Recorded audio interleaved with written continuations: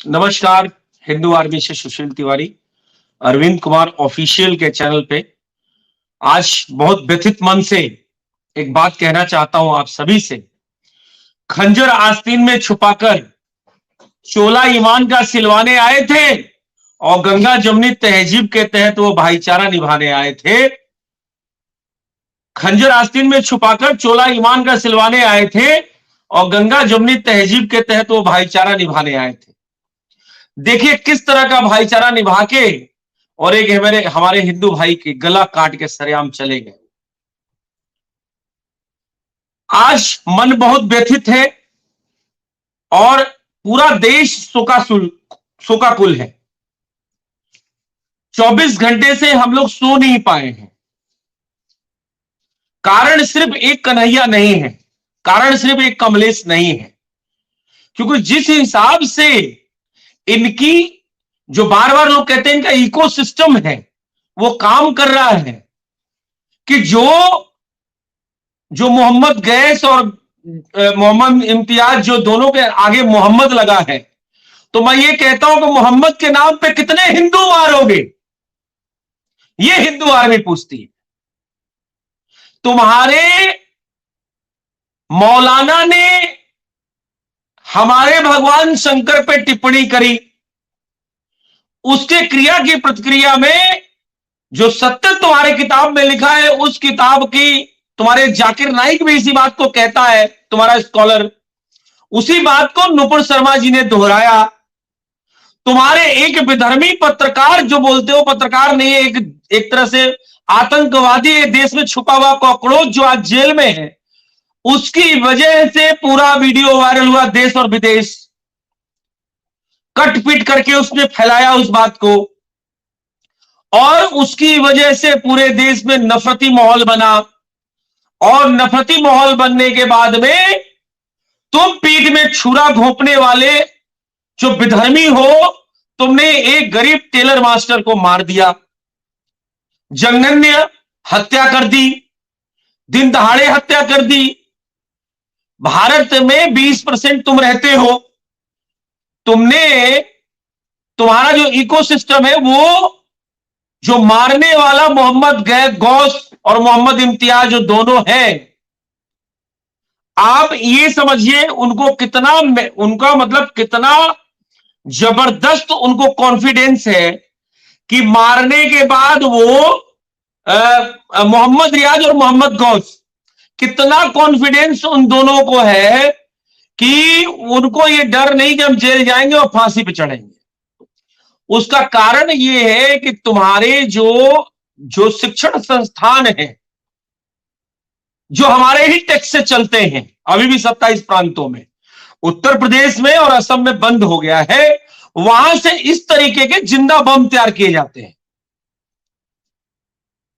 और ये जिंदा बम जो है आप सोचिए उसको कितना ज्यादा ये जो मोहम्मद रियाज और मोहम्मद गौस, ये वही तो किए जो इनके मदरसों में इनको सिखाया जाता है, इनके शिक्षण संस्थानों में जो सिखाया जाता है वही तो आके किए, ये भी तो वहीं से शिक्षा लिए होंगे। कहने का तात्पर्य ये है कि हम कल से, आज 24 घंटे लगभग होने वाले हैं, 24 घंटे से ऊपर इस घटना को होने वाले हैं, कल से हम इस डिबेट को पूरे राष्ट्र में, इस ट्रेंड को और लोग शोकाकुल में देख रहा हूं, लेकिन कोई भी आदमी सॉल्यूशन देने को तैयार नहीं है, समाधान देने को तैयार नहीं है कि how can stop this activities, ये किस तरीके से रोकी जाए। ये जो इच्छा शक्ति की कमी है और अज्ञानता की कमी है हमारे हिंदू समाज में भी। आज सबसे बड़ी दिक्कत यह है कि हम भी अज्ञानी हैं। वो तो शुक्राचार्य के औलाद है, औरंगजेब के औलाद है, उनको तो यही करना है, वो तो राक्षसी वंशज है, उनको तो यहां पे विधर्म ही फैलाने के लिए उत्पत्ति उनकी हुई। लेकिन हमें यह समझना पड़ेगा कि हम कैसे, हाउ कैन स्टॉप दिस, इसको रोका कैसे जाए। रोज हिंदू मारा जा रहा है, रोज हम शोकाकुल मनाएंगे, कभी कमलेश तिवारी, कभी अंकित शर्मा, कभी अंकुर शर्मा, कभी कोई, आज कन्हैया, कल कोई, 4 दिन होगा शोक मनेगा। कपिल शर्मा जी ने करोड़ों रुपए इकट्ठा कर लिया, उस हिंदू को राहत दे देंगे या वो वापस आ जाएगा? कपिल शर्मा जी ने अच्छा काम किया, हिंदू आर्मी ने भी उसमें सहयोग दिया, लेकिन क्या उस वो जो आदमी मरा है, जो हिंदू मरा है, क्या वो वापस आ सकता है? नहीं आ सकता है। कहने का तात्पर्य कि हमें इसका सॉल्यूशन ढूंढने की जरूरत है। देखिए ऐसा है, आज कई वर्षों से हम लोग जनसंख्या नियंत्रण की मांग कर रहे हैं। अब आप कहेंगे कि जनसंख्या नियंत्रण से इस केस का क्या लेना देना है? इस केस का लेना देना क्या है? इस केस का लेना देना है, इस केस का लेना देना ऐसे है जनसंख्या नियंत्रण से कि जितना जनसंख्या बढ़ेगा, इस तरह के विधर्मी इसी तरीके से अपने मदरसों के अंदर ट्रेनिंग लेकर और आपके जितने भी इस तरह से सीधे साधे हिंदू होंगे उनकी हत्या करते रहेंगे। तुम्हारे मौलाना ने हमारे भगवान शंकर का अपमान किया, हमने क्या गला काट दिया? अपनी बात संवैधानिक तरीके से रखो ना भाई, केस करो, न्यायपालिका है। अच्छा, एक बड़ी अजीब बात है, जहां इनकी फटती है वहां कहेंगे न्यायपालिका है।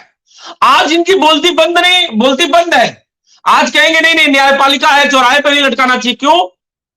तमाम लोग कह रहे हैं चौराहे पर लटका के फांसी दे दो, तो कहते हैं नहीं नहीं वो न्यायपालिका करेगी। अब इनको न्यायपालिका याद आता है, लेकिन जहां ये गोल टोपी वाले बहुसंख्यक हुए, जहां पे ये ज्यादा है, वहां टोपी लगा के अपनी शक्ति को दिखाते हैं, और वहां पे कोई इनका संविधान, कोई न्यायपालिका, कुछ नहीं, सब शरीयत से चलता है मामला।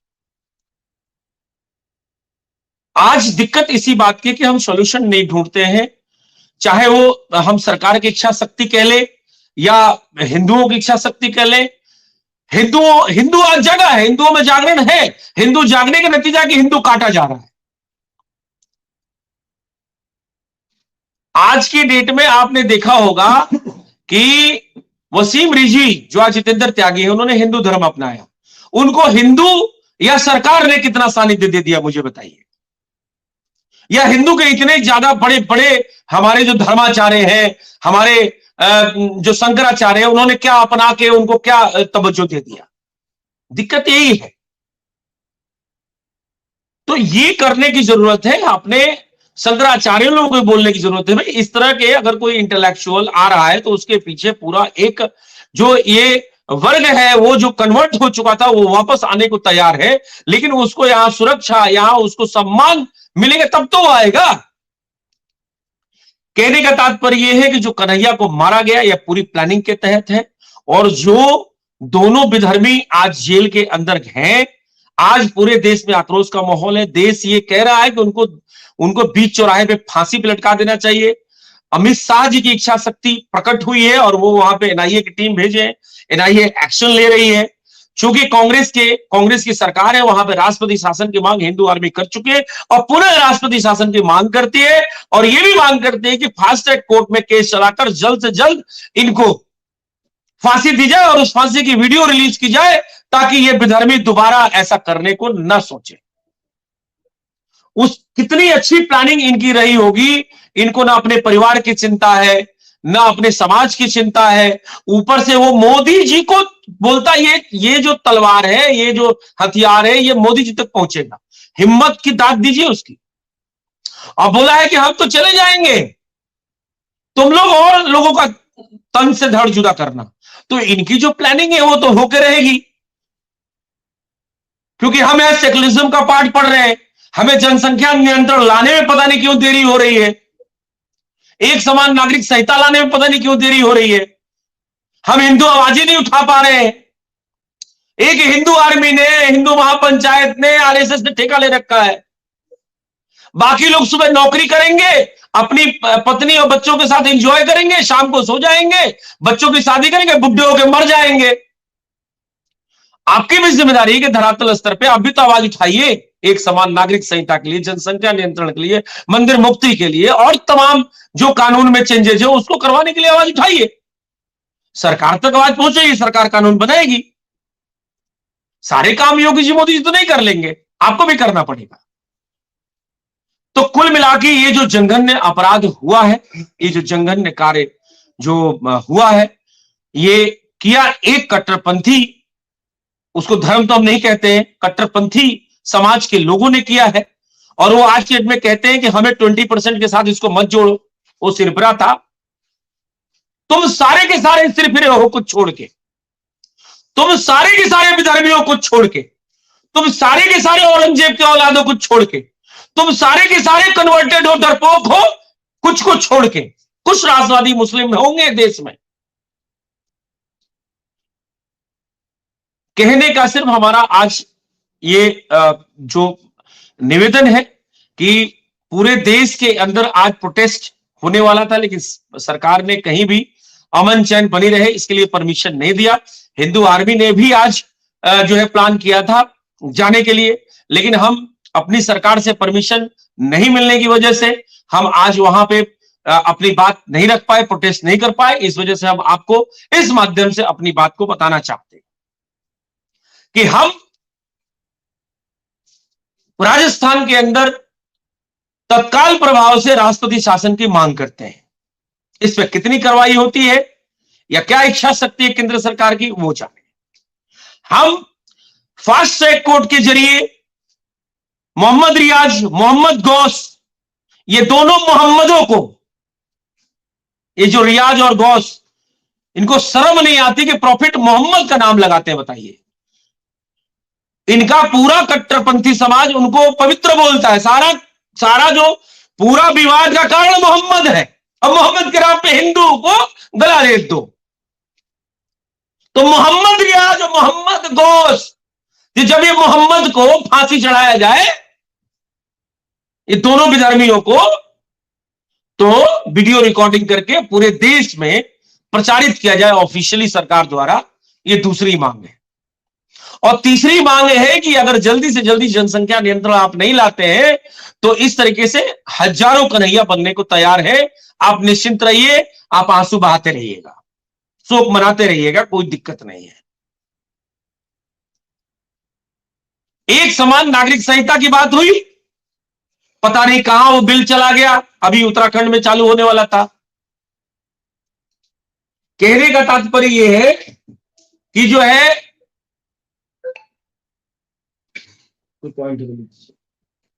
कहने का हमारा तात्पर्य यह है कि कहीं ना कहीं हमारा नेतृत्व बहुत तगड़ा है, चाहे वो योगी जी हो चाहे मोदी जी हो। लेकिन कई ऐसी चीजें हैं जो मोदी जी के एंड से ही हो सकती हैं, राज्यसभा लोकसभा के अंदर कानून बना के ही हो सकती है। तो उस कानून को बनाने में और देरी ना की जाए, क्योंकि ये जिस हिसाब से जनसंख्या को ये लोग बढ़ा रहे हैं, उस हिसाब से देश का सर्वनाश अगले 10-5 सालों में होना सुनिश्चित है। तो इसलिए जल्दी से जल्दी एक समान नागरिक संहिता लाने की आवश्यकता है, जल्दी से जल्दी जनसंख्या नियंत्रण लाने की आवश्यकता है, जल्दी से जल्दी एक समान शिक्षा करने की जरूरत है, जल्दी से जल्दी जो भी कानूनों में बदलाव है, जो अंग्रेजी समय के कानून है, उनको बदलाव करने की आवश्यकता है।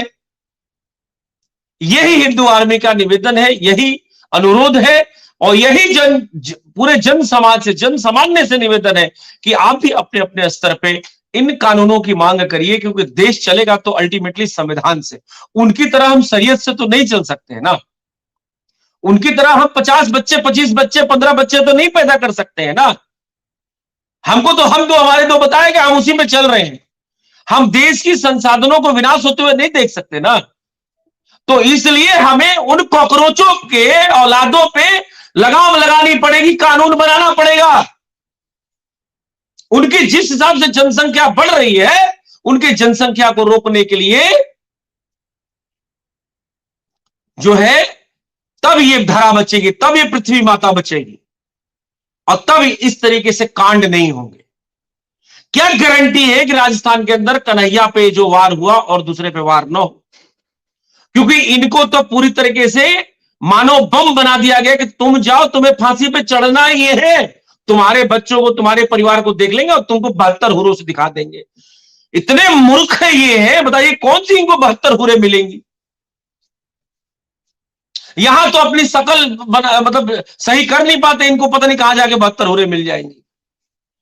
तो कुल मिला के इस तरीके से जो मानसिक बीमार लोग हैं, ये जो देश में कैंसर फैलाने वाले लोग हैं, इन पे लगाम लगाने के लिए इनका एक ही तरीका है वो जनसंख्या नियंत्रण। सॉल्यूशन ये की है, चाहे वो बम ब्लास्ट हो रहे हो, चाहे कसाब जैसे आतंकवादी आ रहे हो, चाहे अफजल गुरु जैसे लोग इस देश में विधर्म कर रहे हो।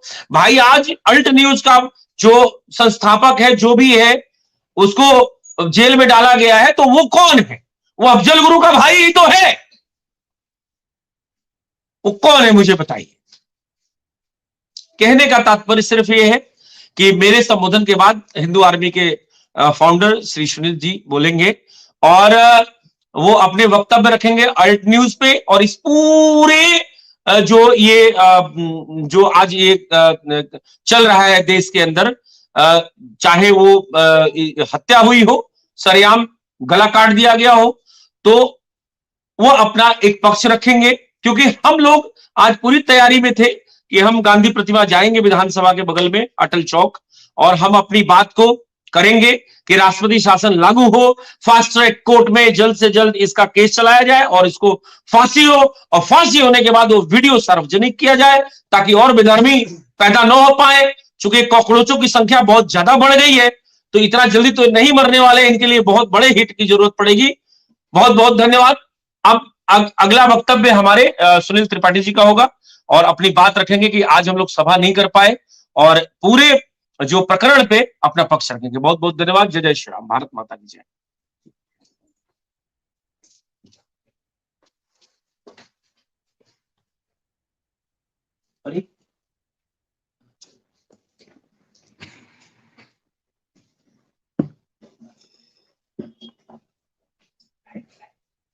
जय श्री राम, हर हर महादेव।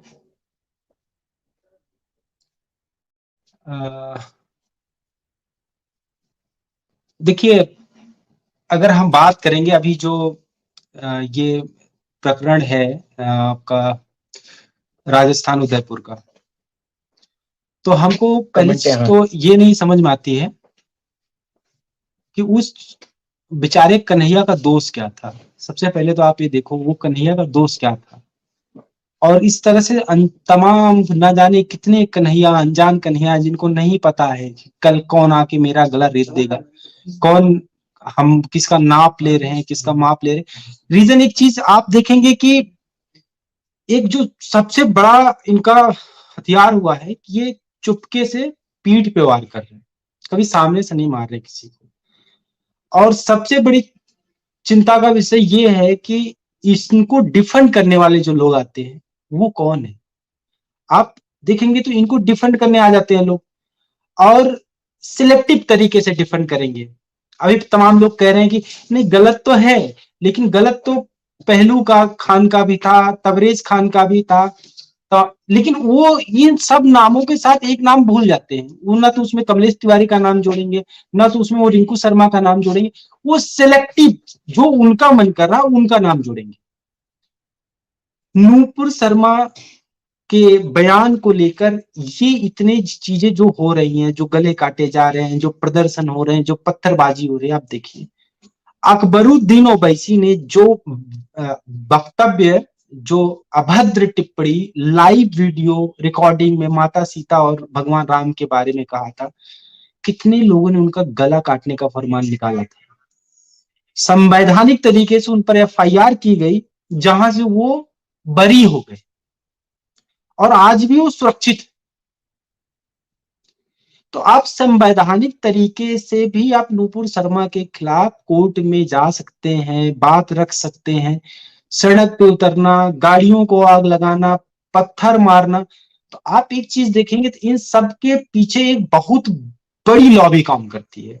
उस लॉबी को आप देखेंगे तो बड़ा चिंता का विषय होता है कि उस लॉबी में वो लोग शामिल हैं जो अपनी राजनीतिक रोटियां सेक रहे हैं। उनको लगता है कि ये मेरा वोट बैंक है, और ये अगर मैं इनके पक्ष में बात करूंगा तो ये वोट बैंक मेरा बना रहेगा। लेकिन उनको ये नहीं पता है, उनको ये नहीं पता है कि अगर कोई कुत्ता पागल हो जाता है तो कभी कभी अपने मालिक को भी काटता है। ठीक, ये जितने रोहिंग्या बांग्लादेशी ला के अरविंद केजरीवाल दिल्ली में बसा के उनको जिला रहे हैं, खिला रहे हैं, पिला रहे हैं, वोटर आईडी बना रहे हैं, उनको अभी लग रहा है एक बड़ा वोट बैंक को बना रहे हैं। उनको ये नहीं पता है कि ये आने वाले समय के लिए, भारत के लिए, हमारे लिए और उनके लिए भी खतरा बनेंगे, और बन रहे हैं। यही सेम चीज अखिलेश यादव एक ट्वीट करते हैं, उसमें दिखाते हैं कि वो देखिए जब चैन छीन के भाग रहा है वो बंदा, उसकी पहचान उसके गले पे भगवा गमछा है, मतलब वो भाजपा का कार्यकर्ता है, पहचान गए। लेकिन ये जो है कल कन्हैया, गरीब कन्हैया का गला रेतने वालों का धर्म और जात नहीं पहचान, इन्होंने उसको अपराधी बताया, जबकि प्राथमिक जांच में ही पाया गया कि उनके तार पाकिस्तान से जुड़े हैं और वो आतंकवादी हैं। फिर भी एक वामपंथी मीडिया जो आपका टाइम्स ऑफ इंडिया कह सकते हैं, वो छापता है कि 2 ग्राहक, आप सोचिए, टाइम्स ऑफ इंडिया लगता है 2 ग्राहक जो अपना सामान खरीदने गए थे वो दुकान मालिक का गला रेत दिए।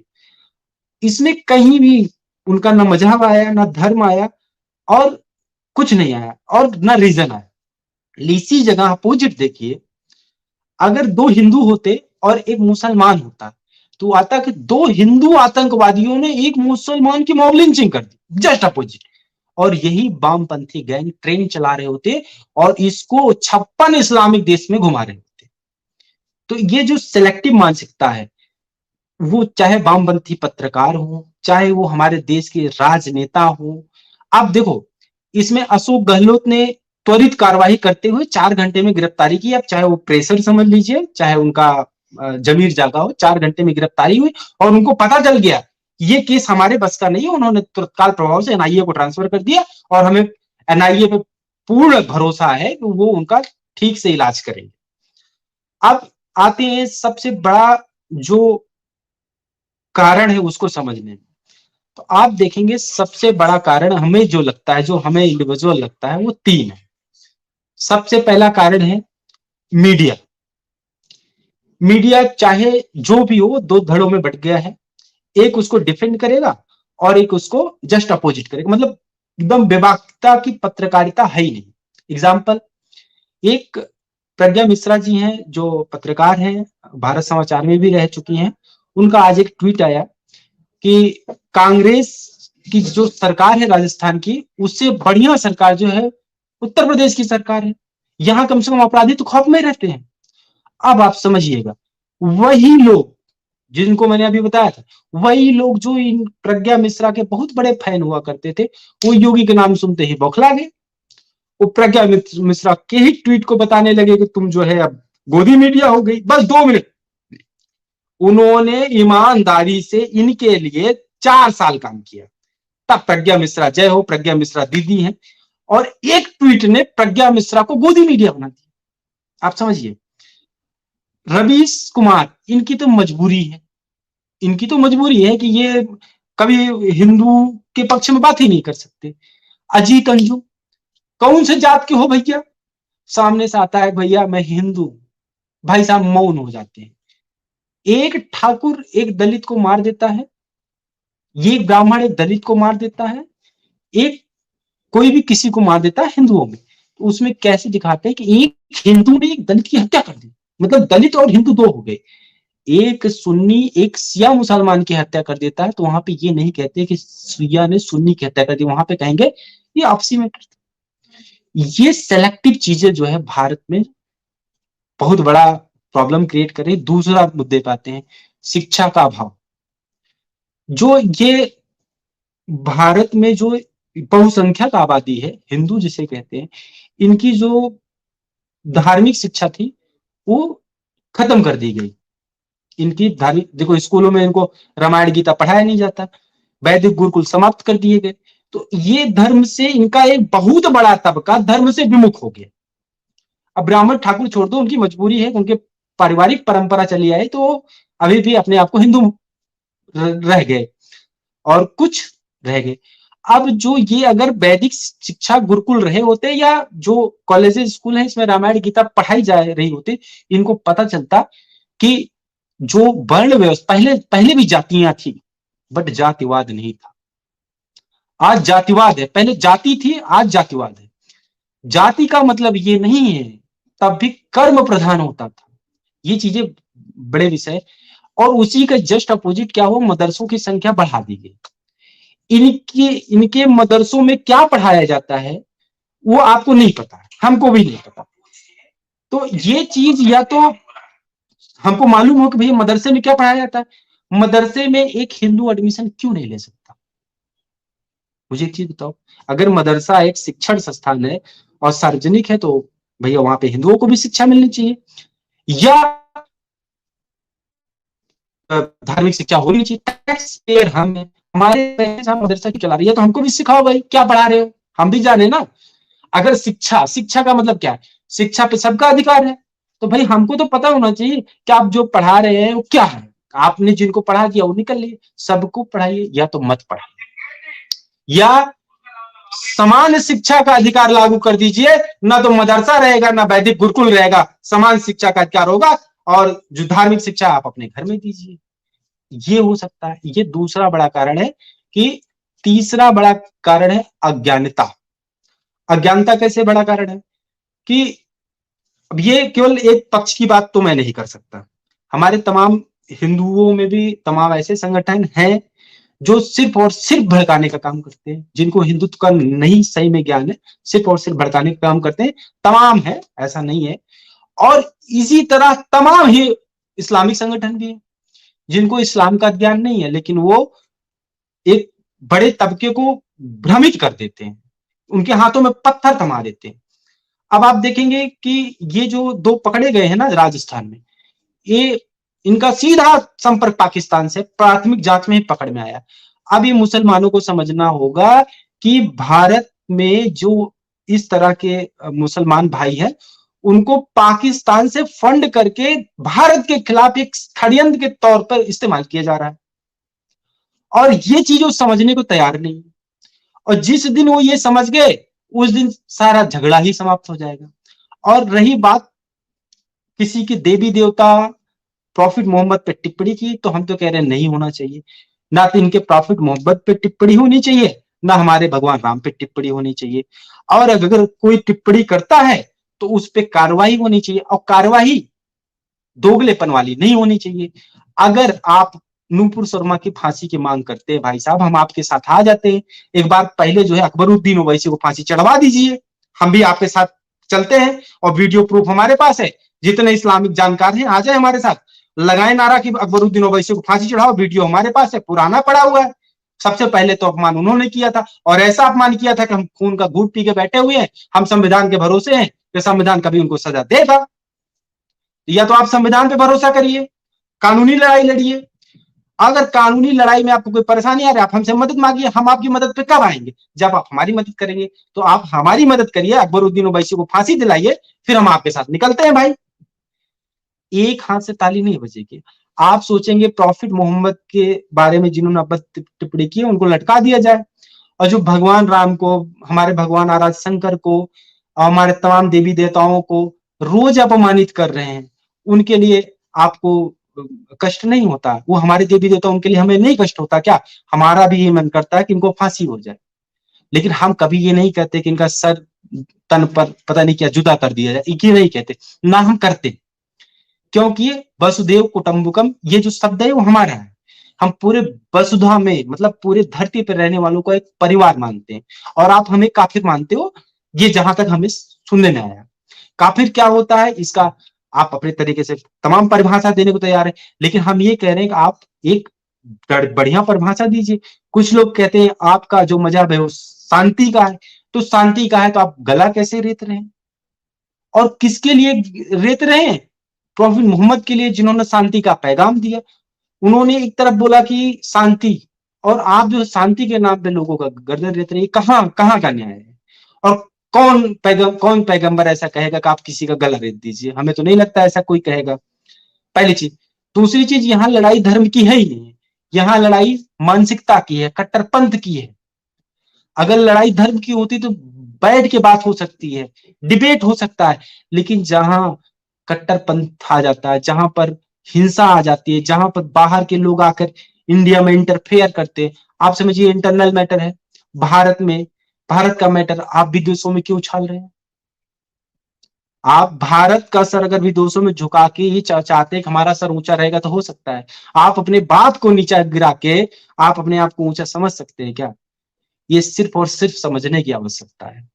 और हम तमाम हिंदू भाइयों से कहना चाहते हैं कि हमको गीता पढ़ने की आवश्यकता है, हमको रामायण पढ़ने की आवश्यकता है, और इन सब चीजों के साथ साथ हमको हर प्रदेश, हर राज्य में भारतीय जनता पार्टी जैसी एक राष्ट्रवादी सरकार की आवश्यकता है जो आपकी सुरक्षा की जिम्मेदारी ले सके।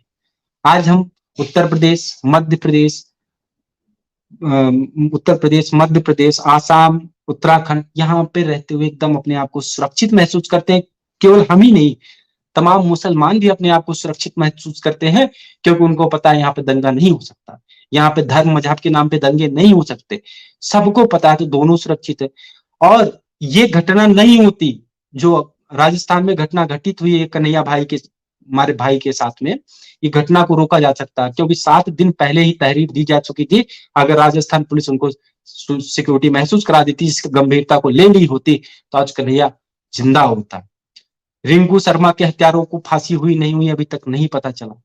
आप समझिए, दंगा भड़काने वाले जो लोग हैं उनकी पहचान करनी चाहिए। एबीपी न्यूज पे हंसने वाले लोग कौन है? वो यही हमारे आपके बीच के लोग हैं। हम ये नहीं कहते सब एक जैसे हैं, हम ये कहते हैं कि अगर 100 में 2 भी है ना, तो वो 2 कैंसर हैं, वो 2 जो है कैंसर है, वो सबको वो कैंसर फैलाने लगे हुए। अगर किसी समाज में 2 व्यक्ति बेकार निकल गया ना, तो वो 2 से 4, 4 से 8, 8 से 12 होने में समय नहीं लगेगा। जनसंख्या नियंत्रण कानून की सख्त आवश्यकता है। यूनिफॉर्म सिविल कोड लागू होना चाहिए। अच्छा, पहली चीज। दूसरी चीज ये है कि हर चीज में मुसलमान भाइयों को ये लगता है कि ये हमारे खिलाफ है। ये कैसा लगता है? क्योंकि हमें मालूम है कि जो भीड़ सड़कों पे आती है उसमें से 98% भीड़ को नहीं पता होती इस कानून का मतलब क्या है, इससे उनका क्या नुकसान है, उनको नहीं पता। उनके लीडर ने कहा है कि यहाँ आना है और प्रोटेस्ट करना है, इसलिए आते। अगर वो 98% लोग अगर उसको पढ़ने लगे, सीखने लगे, अग्निवीर जो योजना आई है उसमें ये जितने लोगों ने पत्थरबाजी की है, इनका कैरियर चौपट हो गया है। एक FIR हो चुकी होगी जिसके ऊपर ना, वो जीवन में किसी भी सरकारी काम के लिए अप्लाई नहीं कर सकता। उनको ये नहीं पता कि हम अपने ही पैर पे, अपने कुल्हाड़ी से पैर काट रहे हैं। आप ये समझिए, किसी के बहकावे में आके आप इस तरह का कोई भी कृत्य ना कीजिए, यही हमारी मांग है। और उन दरिंदों को जितनी जल्दी हो फास्ट कोर्ट में मुकदमा चला के फांसी दी जाए, और ऐसी घटना दोबारा ना हो। क्योंकि वो वीडियो जो बनाया हुआ है उसमें वो उकसाने वाली बात की हुई है, इस तरह अपनी तरह की मानसिकता को लोगों को बोला है, उन तमाम लोगों का और गर्दन काटी जाए।